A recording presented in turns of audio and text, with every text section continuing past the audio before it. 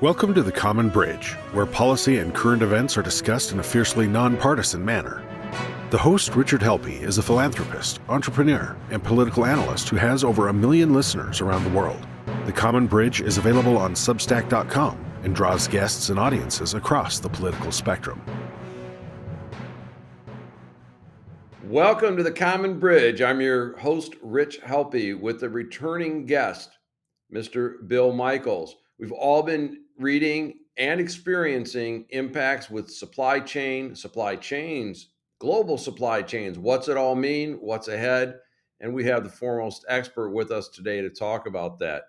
Bill, it's good to see you. Hope you've been keeping well during all these turmoils and troubles. Yeah, it's keeping me busy. That's a good thing. I would imagine. Bill, it's been a while since you've been on, but do you mind kind of just, going over a little bit of your background, where you're from and where'd you go to school, a little bit about maybe what your professional work has been like?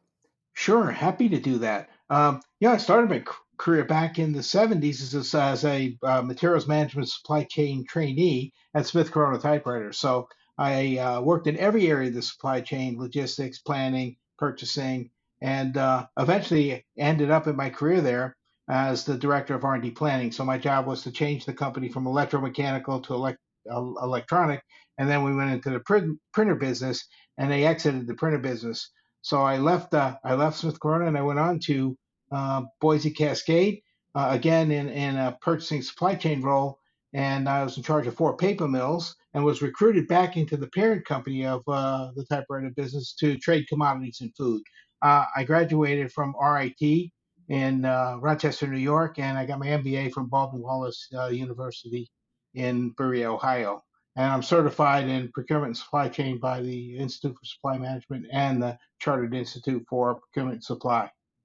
And for our listeners, viewers, and readers, Mr. Michels is widely quoted and widely published and commentary, so you'll find him out there.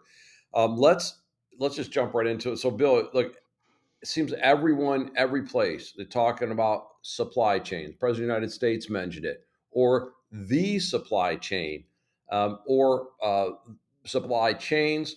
So today, what is the supply chain? Where was it? What's happened? How it can be remediated? What one can expect? And maybe Bill, if you'd be willing, a little bit into your crystal ball into what actions might be taken and when those changes will be evident. And as always with Bill, we will have some great education, and I'm going to guess some policy ideas as well. So let's go way back, Sure. pre-pandemic. It seems like forever ago, roughly. Yeah. And it seems like before that the supply chain was this delicate and maybe tightly woven set of machinery and information tools that would move goods and services across the globe. And now today go ahead. What was that? Is that an accurate depiction? That's really accurate. It was moving, but there isn't a lot of agility or flexibility built in a lot of the supply chains. A lot of the supply chains resulted from people chasing low cost labor, running to where the low cost labor was, and really kind of thinking nothing wrong with was finding low cost labor, getting low cost, and shipping from one point across the globe. And also when they were doing that, they were looking at just-in-time delivery. So very low supplies at the local manufacturing or distribution point. True? Absolutely true. So everybody was looking for, keeping their supplies as low as they can, making sure that the ships were great. They would come in on a regular schedule for 6, 8 weeks, depending on where they were coming from. And the supply chains were plugging along, but they still didn't have a lot of resiliency. They still were pretty open to some problems. So I think the first problem occurred when it was first noticed was when we had the earthquake in Japan. And what happened was a lot of the supply chains were immediately affected. So we couldn't get glass for cell phone screens. We couldn't get Ford had a problem where it had a pigment, and they couldn't get pigment. They didn't paint trucks. I mean, there was a videotape for playbacks on sports, and they couldn't get their videotapes. They're all wiped out. So it was the first awakening that something was kind of wrong with the supply chain. And then that was followed by floods in Thailand, where printed circuit boards were impacted and integrated chips were impacted, and people started really getting worried about their supply chain. And then the U.S. government came along and said, we're going to have this tariff war. We had our tariffs going in. China put its tariffs in, and people started scrambling, saying we can't be here anymore. We can't do this anymore. And they were looking for any place to put their materials. So it started way back. I even remember Bo Anderson from GM saying everybody has to be in China. My suppliers all have to be in China. So we moved to low cost labor, and we created a situation where we're in one location. There's only one place to get it. Very few redundant facilities, and things just started to blow up when we started getting the tariffs. Wow. Today the auto manufacturers can't get enough of those integrated chips for the orders that they've got. We've got grocery shelves empty or lower selection. Ships are parked off of California's coast.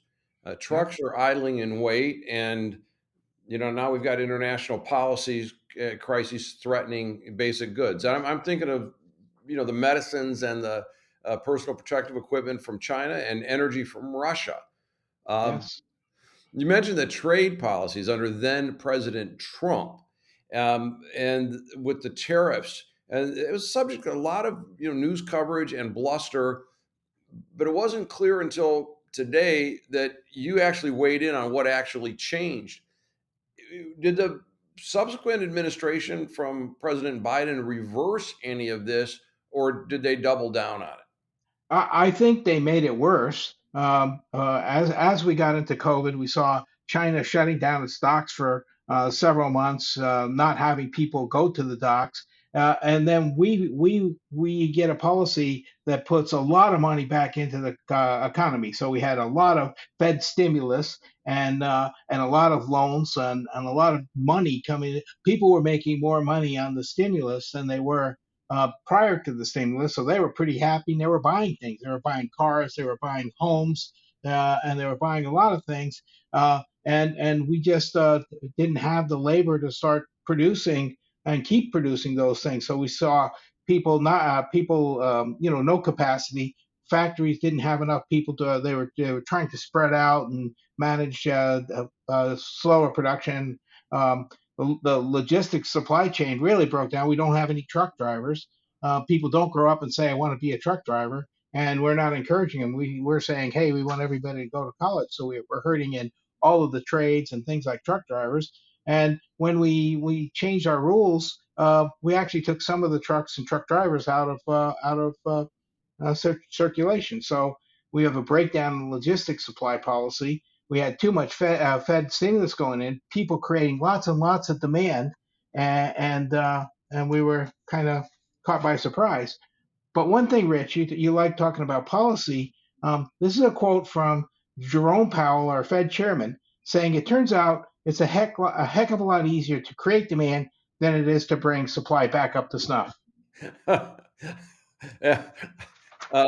Yeah, you think. And look, I've got many friends that do the honorable job of driving trucks, and nothing comes to us without trucks.